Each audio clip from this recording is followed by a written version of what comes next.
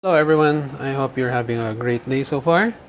So today we continue chapter 2 of the book of Matthew as I read through the student Bible, a physical Bible that I am reading now, which is a great resource for anybody who wants to study the Bible like a student.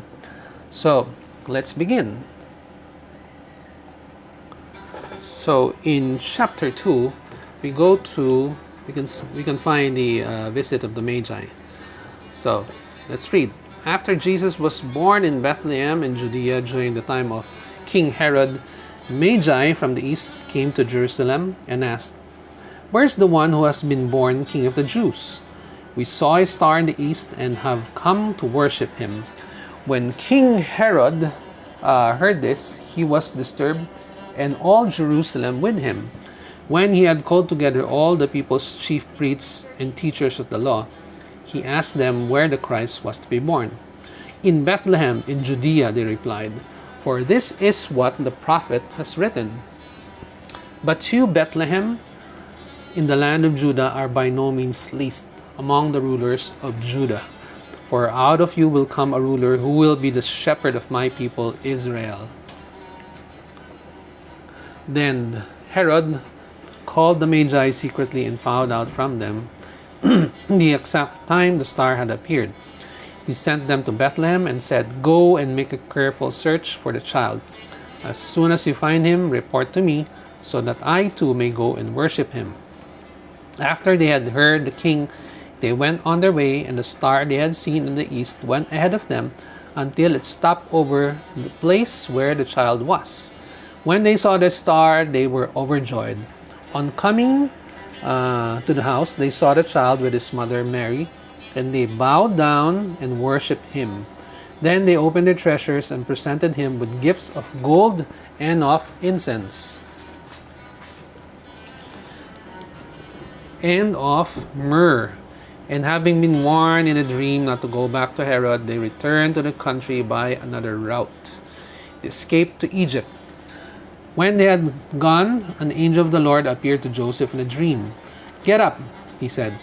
"Take the child and his mother and escape to Egypt. Stay there until I tell you, for Herod is going to search for the child to kill him." So he got up, took the child and his mother during the night, and left for Egypt, where he stayed until the death of Herod. And so was fulfilled what the Lord had said through the prophet, "Out of Egypt I called my son." When Herod realized that he had been outwitted by the Magi, he was furious, and he gave orders to kill all the boys in Bethlehem and its vicinity who were 2 years old and under, in accordance with the time he had learned from the Magi. Then what was said through the prophet Jeremiah was fulfilled. "A voice is heard in Ramah, weeping in great mourning, Rachel weeping for her children and refusing to be comforted, because they are no more."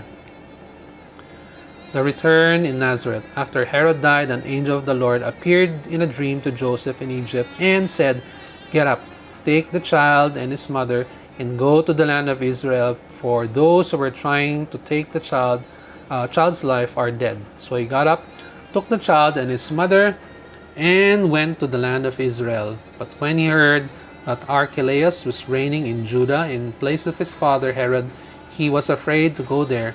Having been warned in a dream, he withdrew to the district of Galilee, and he went and lived in a town called Nazareth. So was fulfilled what was said through the prophets, "He will be called a Nazarene." Okay, going to the insight here, referencing chapter 2, verse 11, the wise men. One of the four Gospels, Matthew alone, tells of the visit of the Magi or wise men. So you can only see this story in the Gospel of Matthew. This incident shows that people from other parts of the world, not just from Israel, were anticipating the Messiah. The Magi's visit underscores the fact that Jesus came for all people, not just the Jews. The last words of this Gospel spell out that mission very clearly.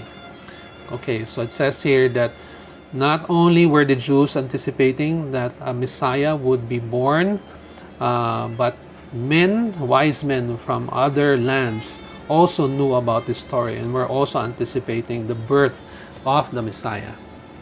Okay. There's a section here below, which is 100 people you should know about. Joseph, stepfather. Okay. So it says here, students take on one of the hardest tasks in life. Step parents take on one of the hardest tasks in life, raising a child who isn't biologically theirs. When Joseph first learned that his fiancée Mary was bearing someone else's child, he must have felt deep heartache. By law, he had the right to accuse Mary of adultery and have her executed.